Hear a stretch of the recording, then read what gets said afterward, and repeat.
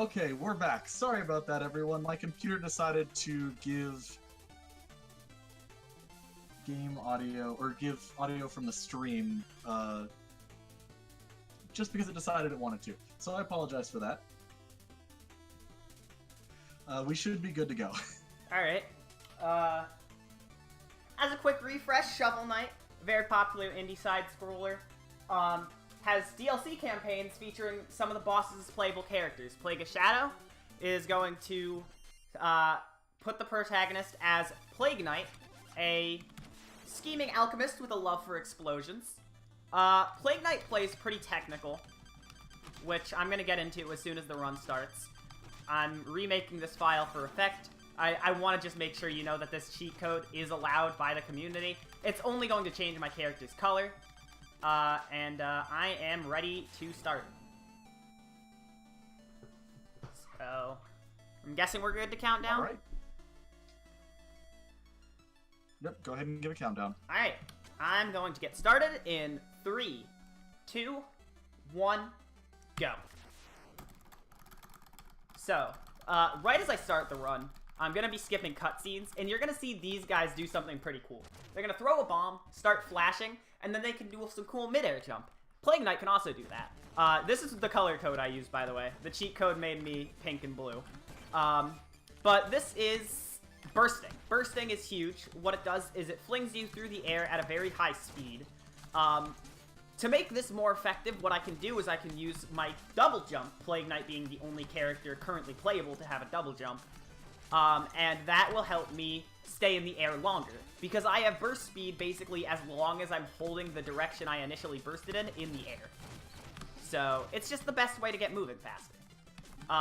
One thing if you've played Plague of Shadows before you might notice is, hey, I'm not throwing a bomb in between bursts in midair, despite the buttons having the same, despite both commands having the same button. If I just click the burst button, or the bomb button, fast enough after releasing my burst, I just don't have to throw a bomb again, and that helps me keep my speed. So the first level here, the Plains, is a pretty easy stage to get you used to the mechanics of Plague Knight. Plague Knight uses level design that is rather similar to Shovel Knight, except with a few design changes to cater more to the burst ability. Stuff like taking out extra platforms, or opening up some pits. One thing it also does is it makes this skip much easier. This is Bubble Wrap. It's called that because you're intended to do it as not intended, it's not intended. But as Shovel Knight, what you need to do that is use some bubbles to get up there from the dragon. But with Plague Knight, you can just get up there yourself, and it's much easier. So the first boss here, Black Knight, I'm going to be trying to set up a stun lock.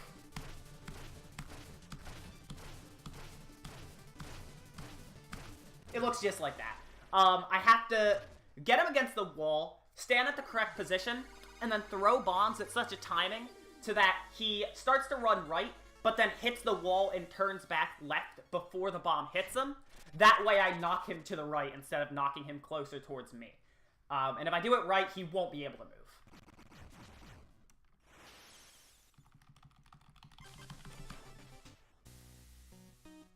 And David dropping some hot Shovel Knight trivia in this chat. David is a runner that has been playing this game much longer than I have, so if I say something and he corrects me, oops.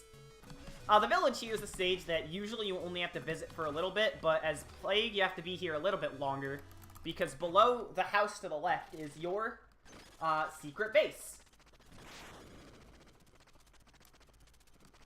This is the potion area. It's going to be where you're sent to at the end of each level. You can buy bomb upgrades from Mona, but actually with the time, money, and collectible cipher coins it takes to get some of those upgrades, your base set is actually pretty good in this game, so we're not going to be taking any of those. We are going to be buying some other weapons throughout the course of this run, but never from Mona. Pridemore Keep here is the first of the Order of No Quarter stage. Order of No Quarter being the group of 8 knights, which you are technically a part of, but you're on a little side story of your own. Pridemore's pretty easy. The thing about it, though, is that you need to get good at double jumping to preserve your burst speed in very small corridors. So you're seeing there's points where the ceiling is not very high above me, and I'm still trying to, like, do a double jump burst chain. It's a skill that you get used to after playing this game for a little bit, but it does actually make this level fairly tricky for newer runners of the game. Despite being hard, it's still not like the hardest thing in this run to get used to. There is still a lot you do need to do. I'm going to take a little safety and heal that half a health. You never know what you need to do. Here I'm going to do a damage boost. Each of the characters in this game actually have their own weight for how far they get knocked back when you take damage. Plague Knight goes just everywhere. Plague Knight is the lightest character that is currently playable, and I don't suspect King Knight will be lighter. I messed the strat up here. I actually wanted a damage boost off of that left rat out of the two that's on screen right now, but I was able to back it up. It looked kind of funny because I couldn't go through the lava. Usually that's why you damage boost, but we're fine now. So this is King Knight. The thing with King Knight is that he'll jump to your direction. So what you want to do at the beginning of the fight, and you saw me do there, is I kind of knocked him back a little bit using bombs so that he jumped to the left wall twice in a row. And using a little cancel where you can get a round of 3 bombs faster by double jumping right after throwing your first round, I got probably what was one of the best King Knight fights I've ever had in my time running this game. And as Applesauce points out in chat, actually, so every stage in this game has a curio you can buy. When I said we were going to be buying stuff, but not from Mona, I was referencing curio, which is kind of sub-weapons in this game. Usually what you're supposed to do in stages is pick up Shovel Knight's relic and then trade it to a character named Chester for absolutely free. However, you can also buy those, but they cost like a ton of money. So we need to make sure I don't die a lot, because the death system in this game actually makes it so I lose money when I die. And so that I can buy one in particular later in the game. You can do a route where you do this stage, the Lich Yard, before Pridemore Keep, and buy a second of the curios known as Big Boom, which that route is a little bit faster, but it's harder. So I don't do it, because I never learned it. It was still being developed by the time I was learning this game, so I never picked it up. But Lich Yard, speaking of which, is actually a very hard stage. It's definitely an early game reset point if you get past planes, because, like, Pridemore is usually not going to mess you up. But Lich Yard is a hard stage. On top of all these frogs that jump around in not very nice patterns, this stage has dark rooms, which are rooms where, except for random flashes of lightning, you can't actually see. And although you can just learn how to do them, stuff can happen in this game. This game is very hard.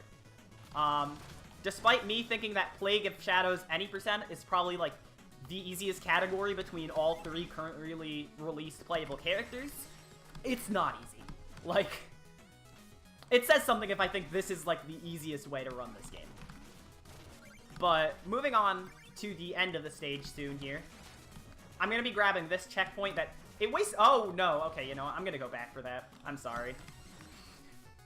It takes a little bit of time to grab that checkpoint, but it's really good because this last dark room is just, like, very big. And I did a really weird damage boost strat there, but it's fine because I'm through the stage. You might also notice I'm picking up these little potions. Those are tonics, which I can use to temporarily increase my max health by 1 ball, which is 2 HP, until I die. In which case I lose all the, all the temporary upgrades that I get. At the end of each world, which is a set of 3 stages, I'm going to get a free upgrade, a free permanent health upgrade, which makes Plague of Shadows good. Plague is the only character that actually gets, like, free permanent health upgrades. The other 2 you have to go out of your way for. That Spectre Knight fight was pretty alright. I got good luck. When he does the throws of his scythe and then teleports across the screen, on the first throw, he always goes to the opposite side of the screen from where he threw his scythe. But on the other throw, the second throw, there's a 50-50 chance that he will either throw it to the opposite side of the screen again, or throw it below him to the same side of the screen. Again, it's 50-50, so it's basically a coin flip, and the same side is better, and that's what I got. So yeah, there's a permanent health upgrade, and I did not mean to talk to Mona. Basically, whenever I open up the shop with Mona, it's a menuing mistake, and I don't want to do it.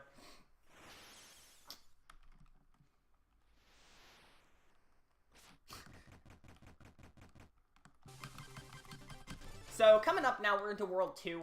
Again, right now, what we're doing in terms of level order is just fastest on the map screen. So that leads us to Explodatorium as our next stage.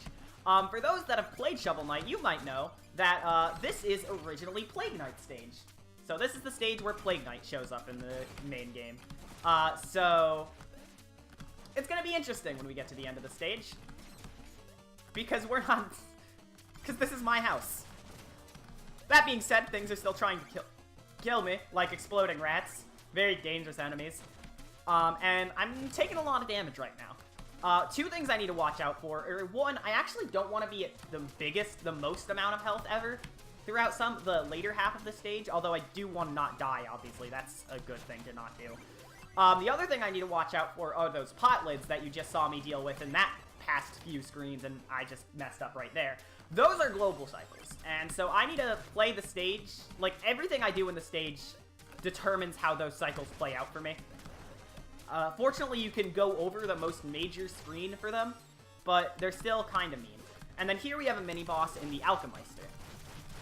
The Alchemeister is not the most difficult thing in the world, but if you're like me, you probably are going to mess up the kill where you get him before he runs to the other side of the screen like that. Alright, so now moving on to the second half of the stage. Another cycle in this stage is in these fire cycles right here. I need to be careful of them because they are not very nice. But at the end here, if I can cooperate, I can get a little skip here. I can go into this screen using that ladder instead of the one I'm intended to use and skip a little part of the screen. So here we're heading into the last parts of the stage, and you might notice I'm going to start taking intentional damage throughout these portions. I want to be entering the boss fight with 4 HP or less, but 4 HP is really just ideal, which I have right now, so I'm running. Alright, because I'm going to get this just in case. And now we're going to head to Shovel Knight. So yeah, of course, Shovel Knight's going to show up here. And so the strategy with Shovel Knight is that we're going to try a stun lock on him by mashing. I'm just going to be straight up mashing against this wall and locking him in bombs. What I did there was a skip called the I-Core skip. Usually at hit 7, he's supposed to use the item that is a relic in Shovel Knight Shovel of Hope called the Red I-Core, which fully heals him. And if you hit him on the 7th hit at a certain part of the animation, it skips that Red I-Core, which saves the time of the cutscene and then also saves the time of the extra 7 hits. The reason why I wanted to be at 4 or below health is so that that damage boost I did at the beginning of the fight to set up the stun lock would put me at 3 or below health. Because one of the items that Shovel Knight borrows from his campaign is the Phase Locket, an item that makes him invincible for 3 seconds. However, if you have 3 or less health, his AI never, or like for some reason, he is not allowed to use that item. If I am at 3 health or below, and he also has the same property. He'll never use it at 3, 2, or 1 health. So, it's weird, but it works out to make the stun lock easier. Coming up next, we have Iron Whale, one of my favorite stages. The thing about Iron Whale that's interesting is that I basically explained this whole time how being in the air and jumping a lot of the time is like the greatest thing you can do to speedrun this game. This stage really puts your kind of control to the test, though. And, like, your restraint on bursting.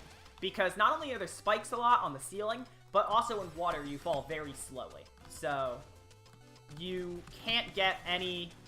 You're gonna lose a lot of time if you burst kind of haphazardly, because you might need a screen transition downwards, and then you're just, like, floating into a pit of nothing while waiting to go downwards. Like right here. I went up to kill an enemy, and now I have to go down. Alright, so right here I'm going to set up for something. I'm going to try and throw bombs quickly, hit that second tentacle right there as well as the first one, and now I don't need to go to the left side of that screen to kill both the tentacles to get down there. Coming up, we're going to have a mini-boss against Teethalon, also known as 420 Fish in the community. This boss sucks. So this is an anglerfish. He'll shoot these fish at you every now and then, and we can't hurt him right now.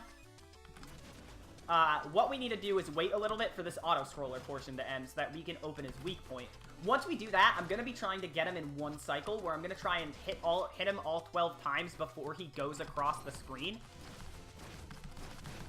Because after a little bit of time, he will cross the screen. But I got it. You saw him charging up to go across the screen, but again, I got the 1 cycle there. Okay. Got hit there, but it meant I didn't take a damage I usually take later in the screen, so it really didn't matter that much. And coming up into later parts of the stage can be kind of scary. We're going to get some portions with some open pits and some stuff that loves to push us into said open pits.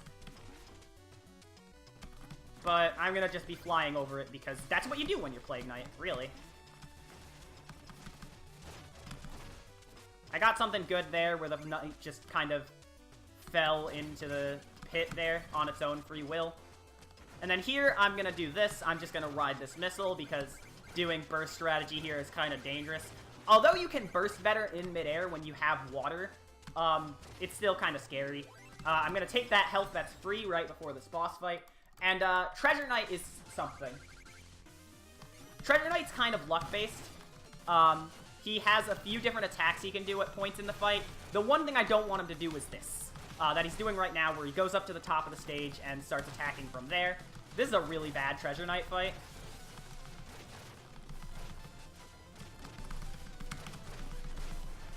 I still didn't get chest eaten, though, so it's fine, I guess.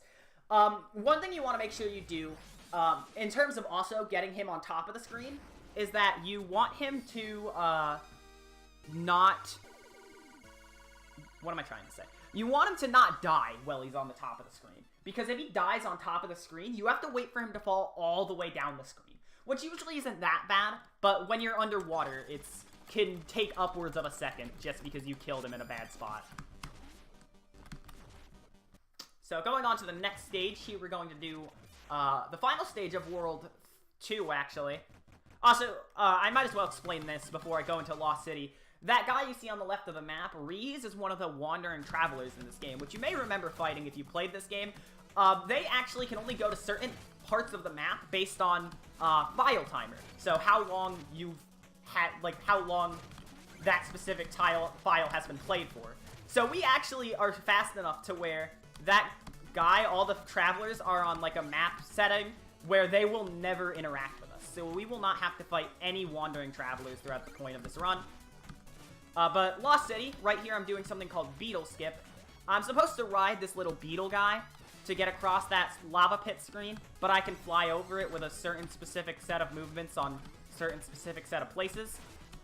I'm already taking a lot of damage here, which is not good. I'm going to take... This screen has a safety little dinner plate right here with a chicken in it. Chicken is a max heal item. I didn't explain heal items. Chicken is max. Apple is 3 hearts or 6 HP, and then carrot is 2 hearts or 4 HP. Because each heart has 2 HP to it. I'm dead. Alright, I didn't mean to pause there. That's a screen that's easy to mess up because if you're not careful with your bursts, you can very easily just ruin your footing. You can just lose your footing and have no platform guarding you from the lava. I obviously don't want to fall in the lava, but it happens. Fortunately, the money is not in a bad spot, so I should be able to get all of it back. Yeah, there we go.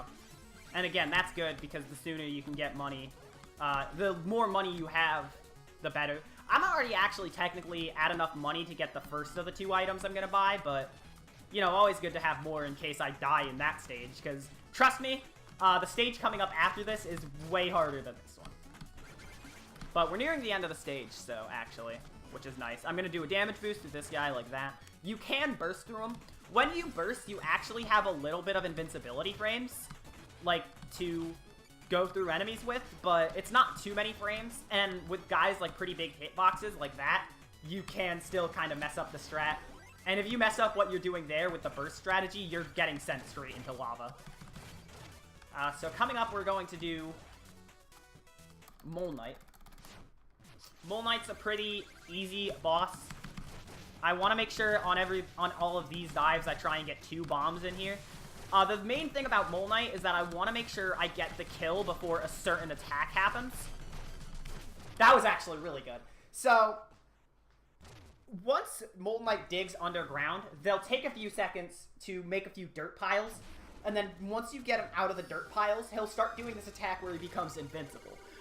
Ideally, you'll get the kill where I did there, where you'll kill him before he even gets fully underground. But usually the thing you just want to make sure is that you kill him before the attack where he goes invincible. Which I, of course, did by getting an even better kill. So here we're going to have another cutscene involving bonding with Mona and Plague Knight. And then we're going to be moving on to World 3 after getting our second permanent health upgrade. World 3 is where the run picks up, I guess is a word to describe it. We're going to go to the hardest stage in the game right now because it's hard and it has something that we want. So coming up next is the Flying Machine, home of Propeller Knight. Flying Machine is scary. I don't like this stage. Someone hold me. But, in all seriousness, Plague, with the Plague's kind of thing of flying through the air a lot, and a lot of wind and pits being in this stage, this is a very scary stage for Plague Knight. Thank you for getting that damage boost. Because you can kind of get flown everywhere. Doesn't help that you're a lightweight, so taking damage just, like, knocks you everywhere it could.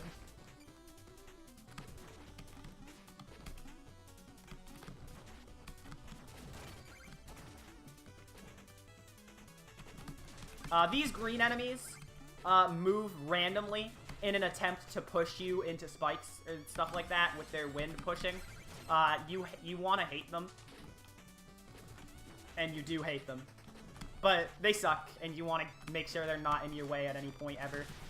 Coming up here, we have a mini-boss called the Dinghy Dropper. No, I don't know who came up with that name, but yes, I do love them. Thanks for asking. Gonna take a safety heal here as well as this checkpoint. So coming up, I'm gonna jump in here, and we're going to get our secret item. Our first and only curio of the route I'm doing, Death to Spikes. It's good. It's a good curio. What can I say? It's what I do.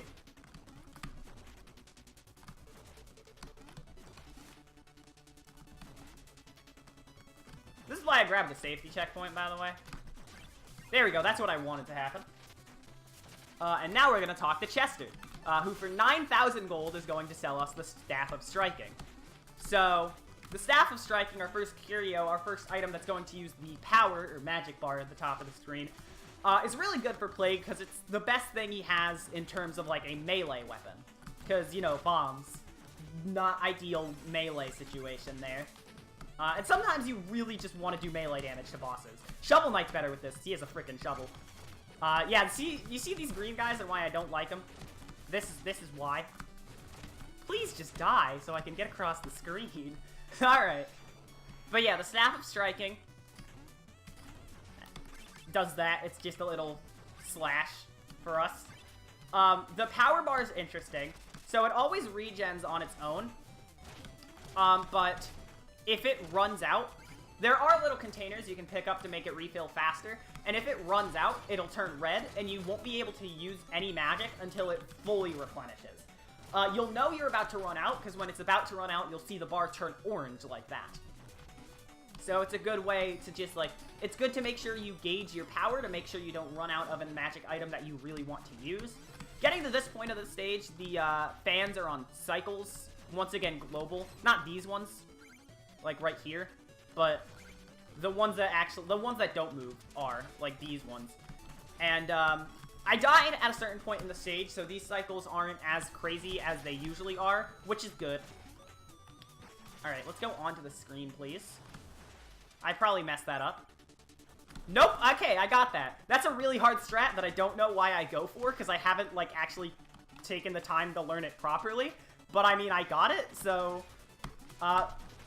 what now, huh? Alright, so coming up here, we're good. Coming up now, to the boss of the Flying Machine, we're gonna have Propeller Knight, once I get the health.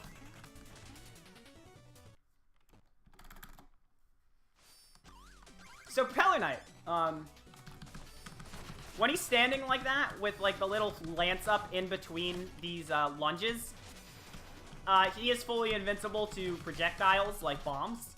The Staff of Striking is good for that, but I ran out of magic because I messed up my staff usage. I just need to hit him one more time. Alright, that was a pretty alright fight. Yeah. Well, you're an alchemist, not a soldier.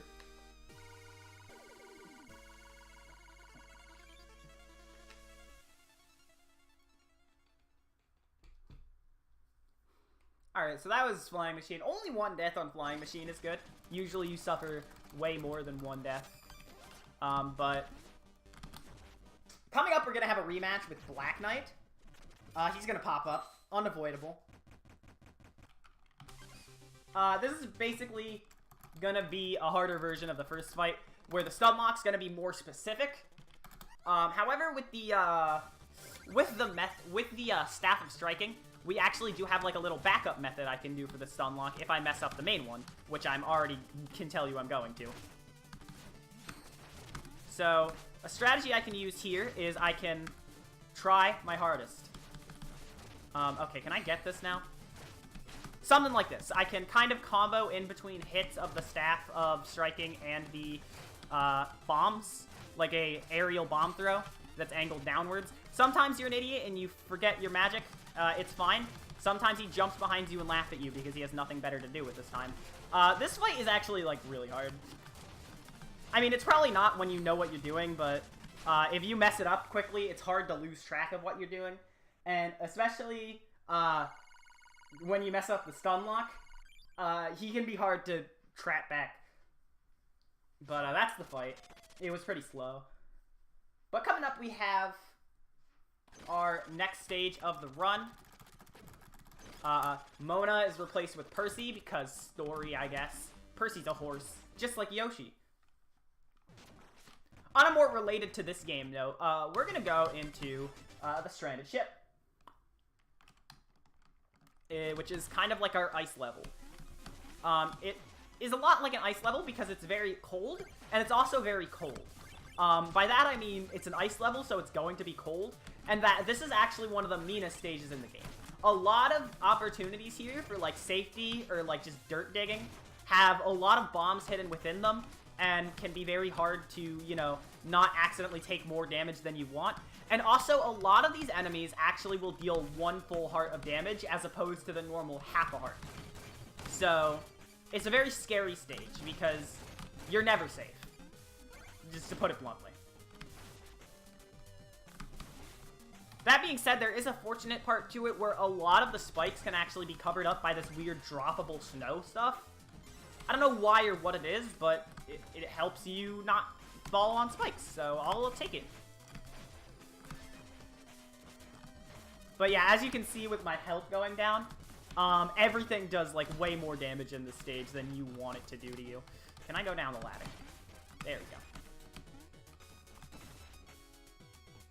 I'm just gonna damage boost here. And almost die, because that's what I do a lot in this game, actually, is just scare the hell out of everybody.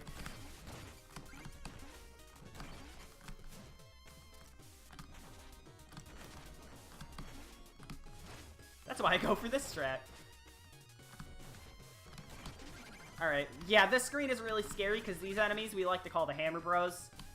They can hit you out of midair, and it's very hard to recover if they hit you out of midair. Fun fact. I'm getting a phone call from a number I don't know. So if you hear vibrating, it's exactly that.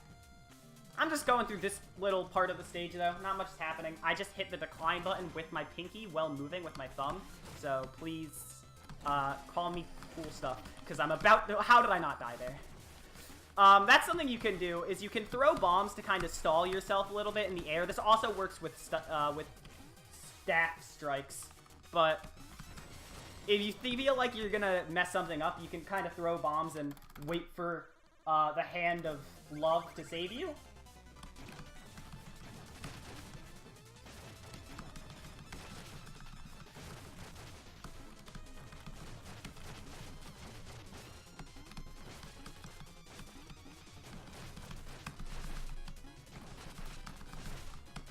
Polar Knight is scary because he drops, he turns the ground into spikes. And, as we've learned, spikes kill you instantly. That was a good sip of water, oh my god. I've had the hiccups like 3 times today, and so water has helped me. But now that that stage is over, I'm actually going to do something else. I'm going to go to the left here. This is the only time I'm going to the left in the whole run. I'm going to buy 2 magic upgrades to upgrade my magic bar to the maximum number of magics I can use. So now I'm a magic legend. And with that, we can head to our last stage before kind of the end game. We're going to head into Clockwork Tower, which has a lot of conveyor belts and a lot of moving parts and a lot of cycles that are not very nice. Also a lot of mechanics, because it's a Clockwork Tower. What do you think? What would you expect from a Clockwork Tower other than a lot of moving stuff? I'm also going to be moving pretty fast throughout the course of the stage. As you can see, I've already hit my first checkpoint of the stage. In a World 3 stage, mind you. This stage is really fun because it has a lot of really cool skips, but it's also very challenging. So, I'm probably going to be scared at some point. Like right now. I can do a little another thingy where I grab a ladder at a weird point. It's fun.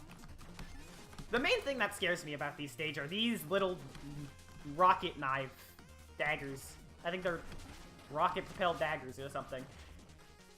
They're scary because they have the Medusa head pattern to them, which is already a red flag.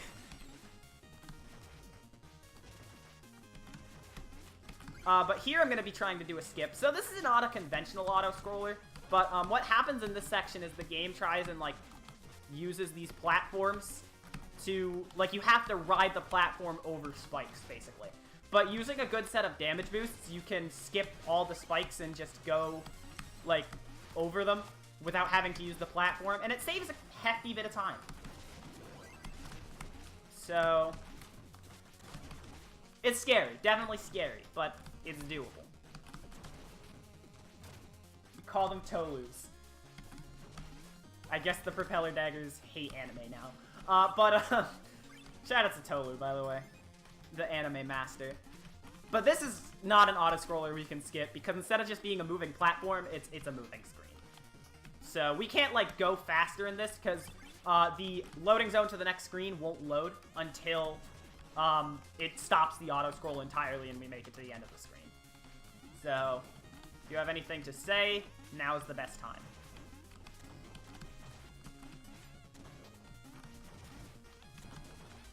Well, I suppose I've got some incentives that I could plug. Alright. I made it to the end of the auto-scroller. But, Tinker Knight 1's pretty self-explanatory. Go for a quick plug.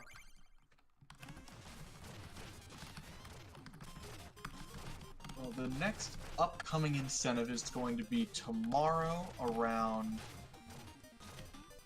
1 p.m. Eastern, and that is going to be for the Stacking Lost Hobo King DLC. We're about $30 away from meeting that incentive. The closest incentive to being met is the Roll Up the King level in We Love Katamari, and that is $7.50 away. So if you want to see the Roll Up the King level in We Love Katamari, please consider donating to that. Again, all donations are going towards the Take This organization. Take This is a non-profit organization that helps people in the gaming community suffering from mental illness.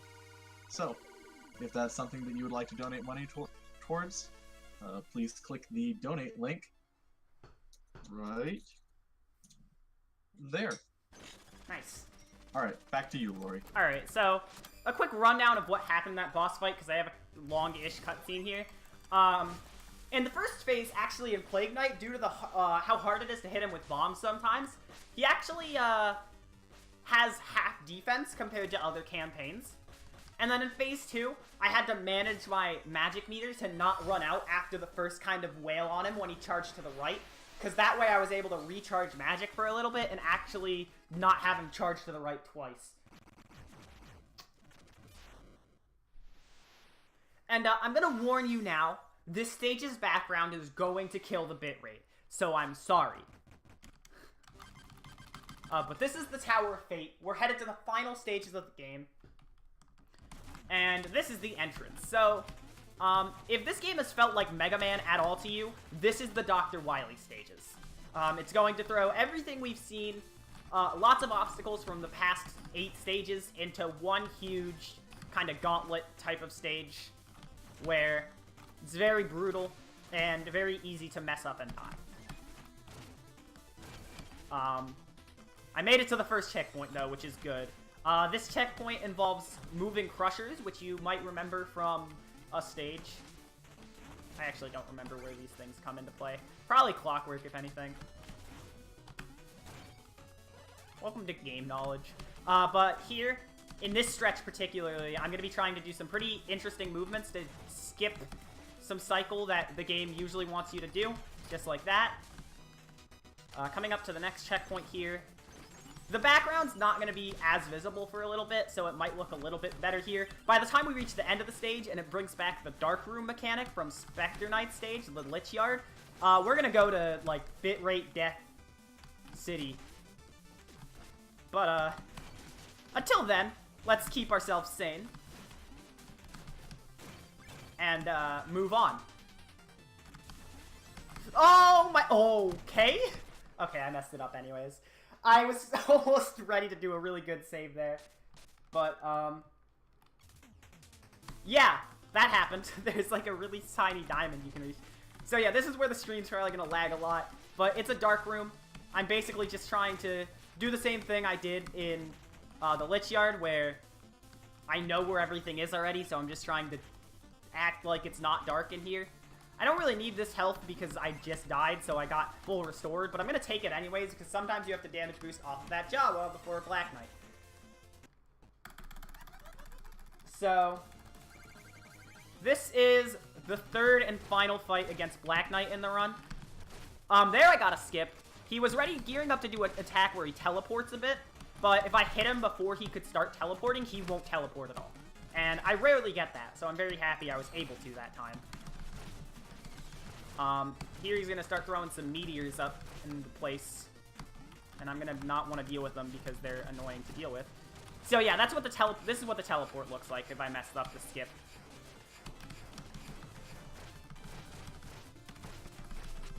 There we go, though.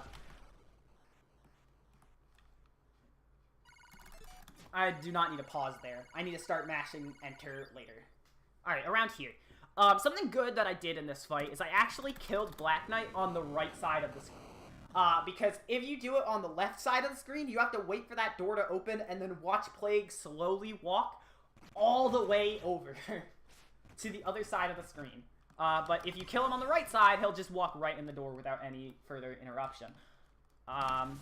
So coming into the second stage, we have the Tower of Fate Ascent, which is pretty interesting because for most of it, we're actually descending, but then we're going to do an auto-scroller section upwards. This part is scary because you have to be careful with how you carry your momentum, but if you do it right, it's fine. Tower of Fate Ascent is actually probably the scariest stage in the run. Because despite Flying Machine, like me thinking it's the hardest, I stand by that, but I think that Tower of Fate Ascent, or Tower 2, is the scariest because it has a lot of enemies in a lot of, like, weird areas in level parts that, kind of combine some of the more evil portions of the past few stages in this Wily-esque gauntlet. I don't like how much I use the word gauntlet in speed games, but it's just so fitting sometimes. So coming up here, we have another kind of upwards auto-scroller where I can't do a lot. I can go through some blocks later on, but it's weird. Basically, stuff above that, like not too far above the screen, isn't loaded. So I can go through some blocks that are not considered platforms and then stand on things that are considered platforms. It doesn't help me because auto-scroller in this game, the screen transition won't load until the auto-scroll is done, but it looks fine. With that being said, though, I have nothing to do for the next little bit of time here.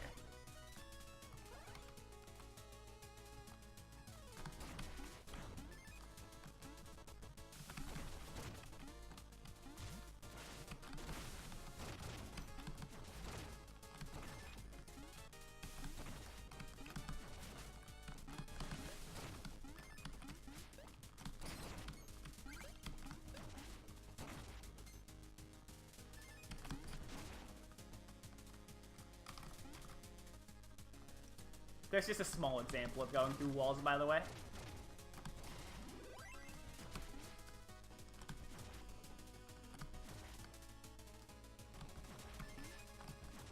Alright, so, coming up now, we have the boss rush. Many games have this. The boss rush is a very hard set of boss refights. We have to refight every Order of No Quarter boss. So basically every boss we've fought so far, not including any and all Black Knight fights. The order here is mostly random, with a few things. Shovel Knight is always going to be the last boss you need to fight, and also, Polar Knight is always going to be one of the first 3 you fight. This is because Polar Knight, if you remember, summons spikes in his boss arena, so YCG decided to make it so that the boss that can summon insta-kill items is always, like, starter, which is a great design choice. You know, that's just good. To make it so you don't get all the way to the end of the boss rush and then just die instantly, even if you're at full health. Speaking of health here, I'm actually going to try a little bit to not keep my health too much up, because of something that'll happen. You know the deal with Shovel Knight. Doesn't mean I don't want to heal at any point. In fact, I do have 5 tonics if I do need a heal, and I'd prefer to use those over the full heal chickens that we get at the end of every fight. But sometimes, you know, you really just need a heal.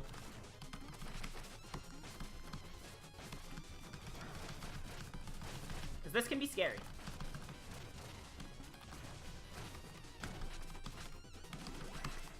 Yeah, there's a full heal for me. Oops. I'm not going to try and take the strat too seriously, because it is hard, but... Alright, I'm having some problems here with this fight right now. Boss rush is, again, really tricky. One good thing about boss rush is that you can do a lot of earlier game bosses with the Staff of Striking, which kind of breaks some of them, actually. Like, as you saw, I just kind of comboed Mole Knight into the dust.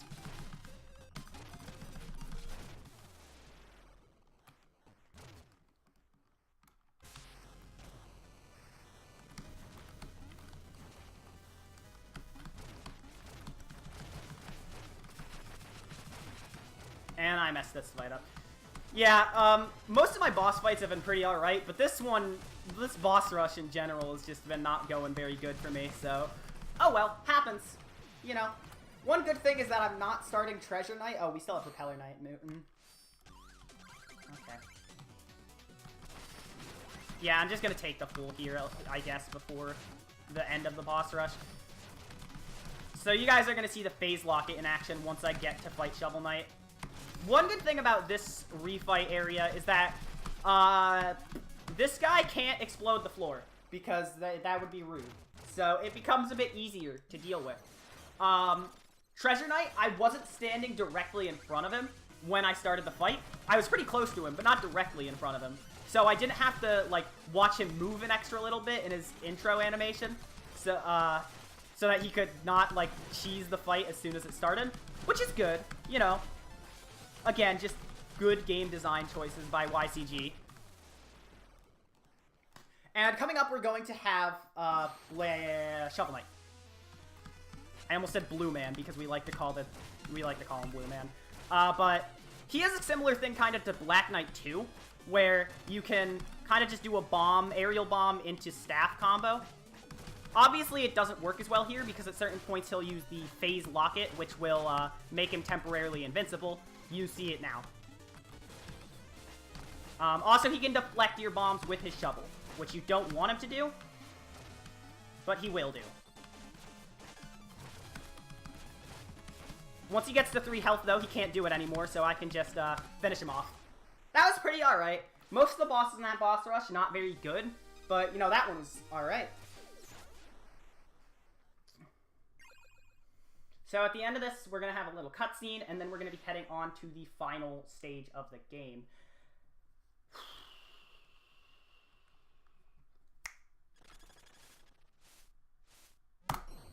This made me really annoyed because you can choose to save the knights here as Shovel Knight, and I did in my playthrough, but Shovel Knight in this campaign chooses to not save the knights because he is heartless. So we're now coming up to the final stage of the run. We have the Tower of Fate. It's showing as question marks. It's the lair. just spoilers. It's the layer. The layer starts off with, if you like A Link to the Past, you'll like this room, probably. If you ever played this game, though, you will not like this room anymore. We have, like, a little tile room type situation going on.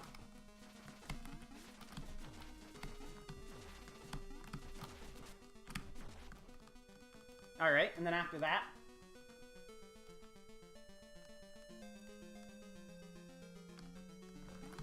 we have this room. This room is scary because platforms pop up out of nowhere and you might not know where they are until you're already, like, close enough to them. Usually this still makes for good design when YCG does it, but when you're flying through it as Plague, it can be scary if you don't know exactly where they are. Coming up, we have the first phase against the final boss. This is going to be the Enchantress. The strategy I'm going to try to employ here is not what I'm doing right now. What I'm going to try and do is make sure that the Enchantress doesn't go below 9 health for a little while. Or doesn't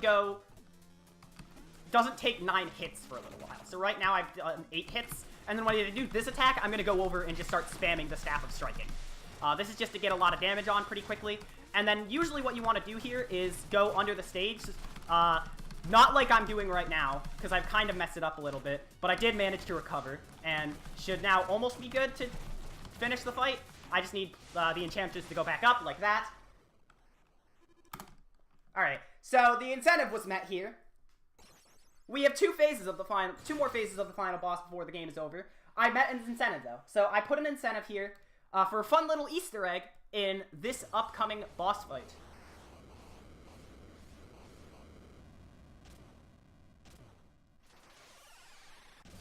So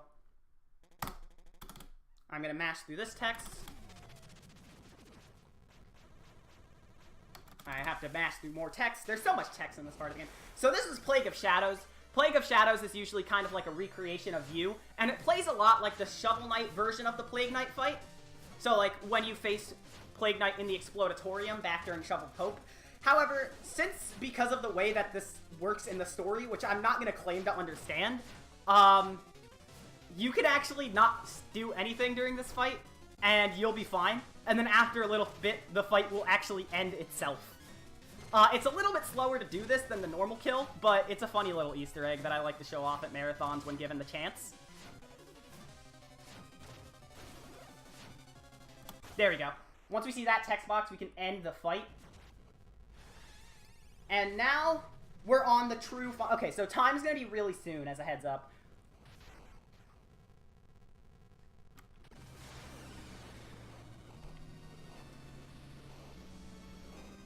Because here we're going to have the Corrupted Essence as the true final boss. Here we need to hit this washing machine a little bit. And then once it's exposed, we can, you know, do stuff like that. And let me get over here to damage it. I did not get the 2-cycle, which I usually want to get here. And I'm having troubles. Once you get him to, like, below half health, his attacks become much more brutal because he moves a lot around more, and time.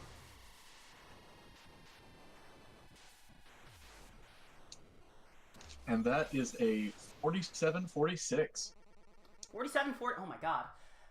I think if I had not done the Luigi does absolutely nothing kill and gotten a 2-cycle on that final phase, that might have PB'd.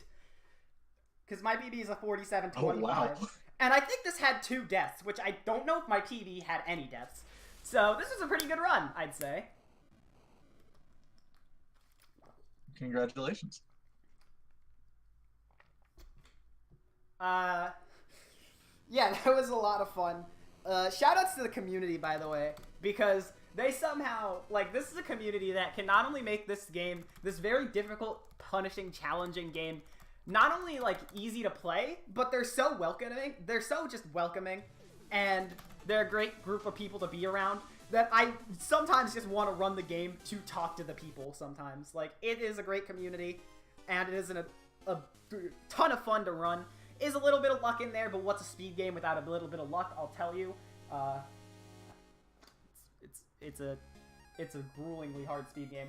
But yeah, I love running this game, and I'd recommend you also run it if you ever think about running this game. If only because it helps you see this ending screen more often, and sometimes that's just what we all need. I love this ending. Alright, well, thank you so much, Laurie. We'll be setting up for Laurie's next run in just a few moments. I'm So already thank moving up the you Wii. so much. Oh, apologies for the noisy cats in the background. No problem. We'll go ahead and